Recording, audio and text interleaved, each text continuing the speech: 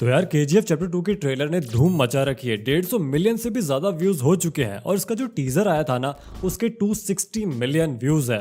बिल्कुल infinity war को टक्कर दे रहा है। तो मामला जो है ना वो बहुत ही ज्यादा गर्म है। एक मूवी जो सिर्फ और सिर्फ 100 करोड़ में बनी है। वैसे मुझे 10x10 के कमरे में बैठकर सिर्फ 100 करोड़ नहीं कहना चाहिए, पर फिर भी बहुत ही लो बजट है बाकी की मूवी से कंपेयर करें तो। लेकिन जो हाइप है ना इस मूवी के अराउंड, ऐसा लगता है कि मूवी मिनिमम 300-400 करोड़ के बजट में तो बनी होगी और तभी तो लोग इसके पीछे इतने पागल हैं। लेकिन ऐसा नहीं है। इसका ट्रेलर रिव्यू तो मैं ऑलरेडी पोस्ट कर चुका हूँ, लेकिन आज की इस वीडियो में मैं आपको बताऊंगा कि केजीएफ चैप्टर 1 जो था वो इतना सक्सेसफुल क्यों था और क्यों केजीएफ इतनी ज्यादा पॉपुलर भी है। तो देखो सारी चीजें बाद में, एक्टिंग, डायरेक्शन, कास्ट, जो कुछ भी है सब कुछ भाड़ में गया। इन सबसे पहले मूवी की मेन चीज के बारे में बात करते हैं और वो है इस मूवी का बैकग्राउंड म्यूजिक। देखो नौसिखिया तो मैं हूं नहीं, बचपन से बहुत सारी ही मूवीज देखी है मैंने, लेकिन इस मूवी का जो बैकग्राउंड म्यूजिक है, चाहे वो टाइटल थीम हो, चाहे रॉकी की थीम हो, गरुड़ा की थीम हो, मैं अभी के अभी उन्हें गुनगुना सकता हूँ। मुझे मूवी दोबारा देखने की जरूरत भी नहीं है। और सीरियसली बता रहा हूँ कि कल मैं मूवी दोबारा देख रहा था क्योंकि वीडियो बनानी थी और मैंने ईयरफोन्स लगा रखे थे, लेकिन जब टाइटल थीम आई ना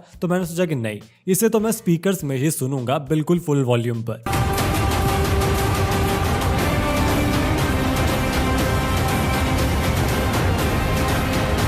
इतना ज्यादा अट्रैक्टिव और बोल्ड है इसका बैकग्राउंड म्यूजिक। मूवी की शुरुआत में ना तो यश को दिखाया गया है, ना ही मूवी के मेन विलन को दिखाया गया है। सिर्फ अनंतनाग सर का कैरेक्टर है, लेकिन जैसे ही टाइटल थीम आती है ना वो मूवी की इंटेंसिटी को बहुत ज्यादा बढ़ा देता है। तो कुछ भी कहो, ये है तो एक कला ही। देखो ऐसे बहुत सारे बैकग्राउंड स्कोर्स हैं, थीम्स है जो मैं कभी भूलूंगा नहीं, जैसे कि स्पाइडरमैन, हैंस जिमर का बैटमैन वाला स्कोर, डॉन की थीम, क्रिश की थीम। लेकिन देखो सिर्फ कुछ ही नाम याद आ रहे हैं जबकि इतनी सारी मूवीज बन चुकी हैं। तो क्या आपको नहीं लगता कि जहां बाकी मूवीज कमी छोड़ रही थी वहां पर केजीएफ ने परफेक्शन लाने की कोशिश करी है? और फिर ये हॉलीवुड देखने वाले 14 साल के बच्चे ट्विटर पर लिख देंगे केजीएफ इज ओवर हाइप्ड, असली सिनेमा तो हॉलीवुड वाले बनाते हैं और इनको असली सिनेमा के नाम पर इंसेप्शन के अलावा कुछ नहीं पता। और तो और ये लोग ये भी कहते हैं कि हॉलीवुड के डायरेक्टर्स का तो विजन ही बिल्कुल यूनिक होता है, जैसे कि मार्टिन। अभी मार्टिन भी इसीलिए बोलते हैं क्योंकि उनका सरनेम स्कॉर्सेज़ी तो इनको बोलना आता नहीं है। इसके बाद आता है इस मूवी का लीड कैरेक्टर रॉकी। देखो रॉकी की जो पर्सनैलिटी है, एटीट्यूड है, कुछ भी कह लो, वो बहुत ही दमदार है।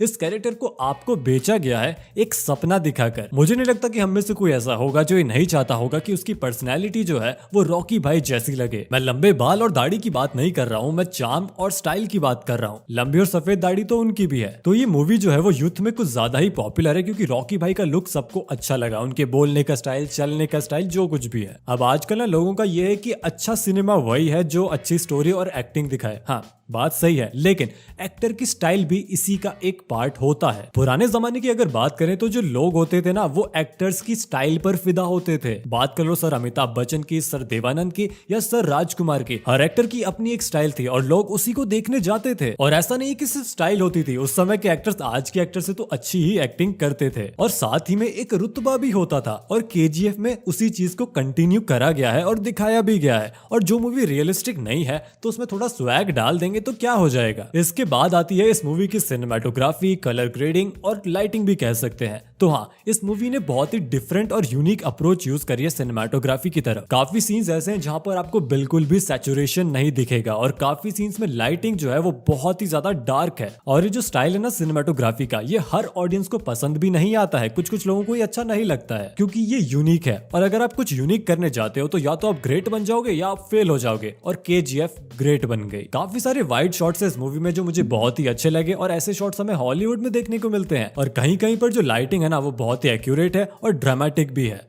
अब देखो एक्टर्स तो अपना काम कर ही रहे हैं एक्टिंग के थ्रू ड्रामा ऐड करने का, लेकिन अगर लाइटिंग और कंपोजिशन अच्छी नहीं होगी तो वो फील नहीं आता है। भुवन गोवड़ा जो है उन्होंने इस मूवी की सिनेमेटोग्राफी करी है। अब वैसे यार यश का नाम भी नवीन कुमार गोवड़ा है, तो इन दोनों का कोई कनेक्शन है तो कमेंट सेक्शन में बता देना। स्ट्रॉन्ग डायलॉग्स, देखो कुछ भी कहो, इस मूवी में जो डायलॉग्स है ना उन पर न जाने कितने सारे टिकटॉक और इंस्टा रील्स बन चुके हैं। मतलब रॉकी भाई ने पहली बात तो बहुत ही कम बातें करी है, लेकिन जो कुछ भी कहा है ना उस पर कंटेंट बना है। देखो डायलॉग जो थे वो काफी बार थोड़े क्रिंज भी थे।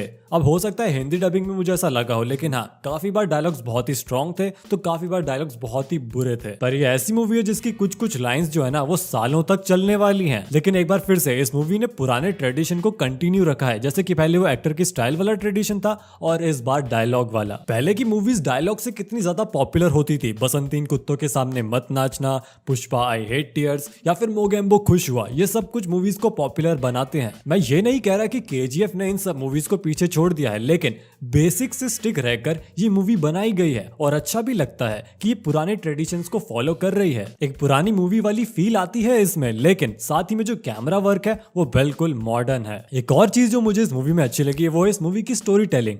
इस मूवी में जिस तरह से रॉकी भाई की स्टोरी को दिखाया गया है मुझे अच्छा लगा। अनंतनाग सर के कैरेक्टर ने इस स्टोरी को नरेट किया है ऑडियंस को और इन मैडम को भी बताया है। और खास बात यह है कि हमें यहाँ पर एक टिपिकल अंडरडॉग स्टोरी दिखाई गई है। मतलब कि रॉकी पहले अंडरडॉग था, उसके पास कुछ भी नहीं था, लेकिन फिर वो धीरे धीरे दुनिया का सबसे ताकतवर और अमीर आदमी बन जाता है, या फिर इस पार्ट में तो बन ही जाएगा। पहले वो पुलिस वाले से मार खाता है, फिर वो राइज करता है और बाद में उसे पता चलता है कि मुंबई तो छोटी पड़ गई केजीएफ के सामने और यही तो इंडियन ऑडियंस को देखना है। एक ऐसा लड़का जिसके पास कुछ नहीं था उसे सब कुछ मिल जाता है और ये हम रिलेट भी कर पाते हैं क्योंकि हमारे पास भी कुछ नहीं है। हो सकता है कि मेरे इस बात से कुछ लोग ऑफेंड हो जाएं, लेकिन हाँ साउथ मूवीज में काफी बार जो नॉनसेंस होता है ना वो बहुत ही ज्यादा होता है, जो अब तो धीरे धीरे कम हो रहा है और केजीएफ में बिल्कुल भी नहीं है। इसीलिए मूवी मुझे अच्छी लगती है क्योंकि ये no nonsense south Indian movie है। इसमें जो एक्शन है वो बिल्कुल लॉजिकल है, जो एक्शन दिखाया गया है वो एक ट्रेंड प्रोफेशनल कर सकता है रियल लाइफ में भी, और ये भी एक कारण है कि लोगों को ये मूवी पसंद आई, वरना वही बेइज्जती करने लग जाते कि फिजिक्स की बैंड बजा दी ये वो। लेकिन यहाँ ना तो एक्शन में कोई नॉनसेंस है ना ही रोमांस में कोई नॉनसेंस है। हाँ रोमांस जो दिखाया गया था वो मुझे अच्छा नहीं लगा, लेकिन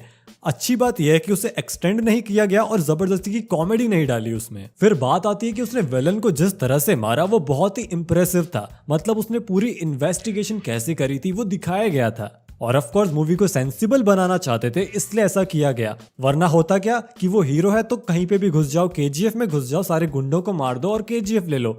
ये नहीं किया गया है, प्रॉपर उसकी टैक्टिक्स दिखाई गई थी। रॉकी भाई ने इन्वेस्टिगेशन करी, केजीएफ के मैप को समझा, वहां के टाइमिंग्स को समझा और फिर अपना प्लान बनाया और फिर एक्शन लिया और इन लोगों का हीरो बनके एक आर्मी को खड़ा किया और प्रॉपर स्ट्रेटेजी का यूज करके गरुड़ा को मारा था। Last but not the least movie का क्लाइमैक्स। देखो बहुत सारी मूवीज होती हैं जो क्लाइमैक्स के डिपार्टमेंट में ना कचरा कर देती है, पूरी मूवी अच्छी बना देते हैं लेकिन क्लाइमैक्स को हाई नोट पर खत्म नहीं कर पाते हैं और फिर थिएटर से बाहर निकलते वक्त लगता है कि यार कहीं हमने पैसे वेस्ट तो नहीं कर दिए हैं। लेकिन इस मूवी के क्लाइमैक्स में ना मजा आ गया था क्योंकि ऑडियंस को ही कंफ्यूज करके रखा गया था। जितना कंफ्यूज गरुड़ा का बॉडीगार्ड था उतने ही हम लोग थे, और जब गरुड़ा के बॉडीगार्ड को पता चला कि गरुड़ा मर चुका है तभी हम लोगों को पता चला था। तो क्लाइमैक्स में गरुड़ा की गर्दन कटना वो बहुत ही इम्पैक्टफुल था। फिर ये ढोल नगाड़ों का बजना ये भी काफी अच्छा लग रहा था और साथ ही में अनंतनाग सर का जो कैरेक्टर था वो नरेशन भी कर रहा था कि रॉकी चाहता तो उस दिन भी गरुड़ा को मार सकता था लेकिन उसे केजीएफ चाहिए थी। तो यहाँ पर एक और प्लॉट पॉइंट दिया गया हमें और हमें एक सोच में डाल दिया गया था। तो ओवरऑल जो क्लाइमैक्स है ना वो बहुत ही हाई नोट पर खत्म होता है और इसीलिए मुझे ये मूवी अच्छी लगती है। अब देखो तारीफ में कहने को तो मेरे पास बहुत ज्यादा कुछ है, लेकिन ये थे वो मेन पॉइंट जिनकी वजह से मुझे और ज्यादातर लोगों को ये मूवी अच्छी लगती है। लेकिन केजीएफ तो आप लोगों को भी अच्छी लगती है, तो कमेंट करके बताना कि आपको क्यों अच्छी लगती है। एक हेल्थी डिस्कशन करते हैं कमेंट सेक्शन में। बाकी अगर आपको वीडियो अच्छी लगी तो वीडियो को लाइक और शेयर कर दो और चैनल को सब्सक्राइब किए बिना कोई नहीं जाएगा। मिलते हैं अगली वीडियो में।